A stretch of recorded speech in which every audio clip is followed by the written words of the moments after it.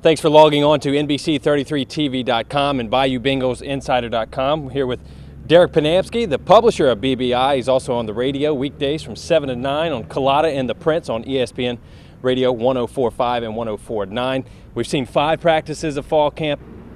What's your biggest takeaway so far? Well, I think that when you look at how they've been able to kind of work some of the younger guys in with the returning players at a number of different positions, Leonard Fournette is obviously going to be the person that everyone's going to get their attention drawn to, and the quarterbacks is going to, without question, be something people are going to talk about. But watching guys like Malachi Dupree and Jamal Adams, I think those are guys that are going to be impact freshmen, and they've worked in with some of the older guys. And then I think a guy like Trey Quinn in the afternoon, Adam Henry's being very careful to make sure that he's got talented players in the afternoon, because what they're doing working with the quarterbacks, having the quarterbacks rotate days where they'll work an afternoon one day and the morning the next. He wants to make sure that all these guys are getting a fair look. That's why you need talented guys in the afternoon. Quinn's really stood out for me. With the quarterback situation, one thing that stood out in my mind is Coach Cameron constantly teaching these guys. And one thing he stresses, don't overdo it. Don't force it. Let it come natural.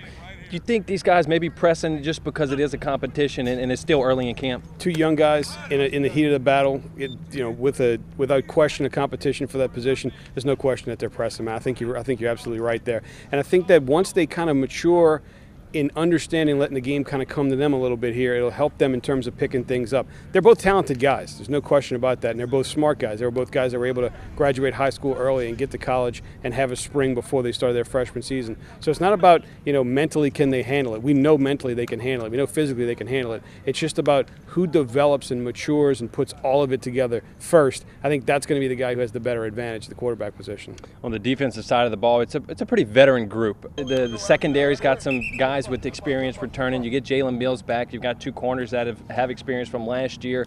But at the defensive line, there's some new faces there that will be counted on to get some reps. Who stood out so far? Maybe some young guys that have opened your eyes. Well, I know Christian Lakator is going to be a first-time starter this year. He's been a guy that's played some football late in the season last year for LSU. I like what I've seen out of Lakator. I like what I've seen out of Frank Herron as well, a guy who worked in the morning with the shoulder pads today. I like what I've seen out of those guys. You're right. There's no question they need some of the younger guys to kind of step up and take the available playing time that's there. But I think it's also just as important that it's not 1 or 2 guys, that it's kind of everybody, and they get back to where they were a couple of years ago, where you had enough depth where you can rotate guys in and keep guys fresh. Last year, Anthony Johnson and Ego Ferguson, they were the bona fide first-team guys. Behind that, the depth wasn't there in the beginning of the season, and you saw those guys wear down.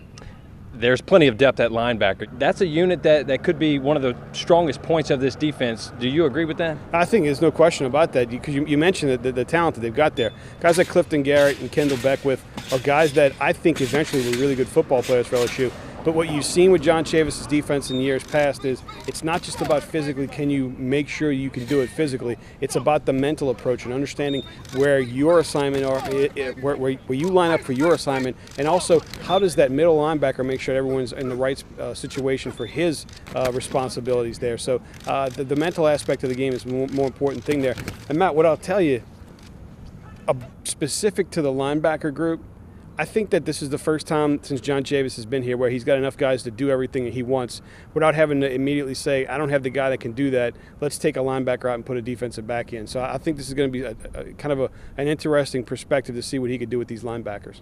As you can probably tell, it's very hot out here for the morning practice, and it will be again in the afternoon. But, Derek, we're only 5 practices in. We still have a couple weeks of camp to go. Give some people some things maybe to look out for in the next couple weeks. Well, first thing I would look out for is how much competition are you going to see in the defensive secondary. There's a lot of players there. You get guys like Jalen Collins and Rashard Robinson battling for a starting position there. I want to see what that's all about, because the defensive secondary has to get back to where they were in 2010, 2011, 2012, creating turnovers. They didn't do that last year. That was a big point of emphasis in the offseason, is how do you increase turnovers. It's going to have to come from the secondary there. The second thing I'm going to do, I'm going to be paying close attention to, is I want to see exactly how many different offensive linemen they work with in that morning first group, because you know that they've got some talent there. They got 4 returning starters. They're replacing Trey Turner, who left early for the NFL. They've got a couple of guys battling there. So the defensive backfield and the offensive line are really the 2 spots that I'm really paying close attention to,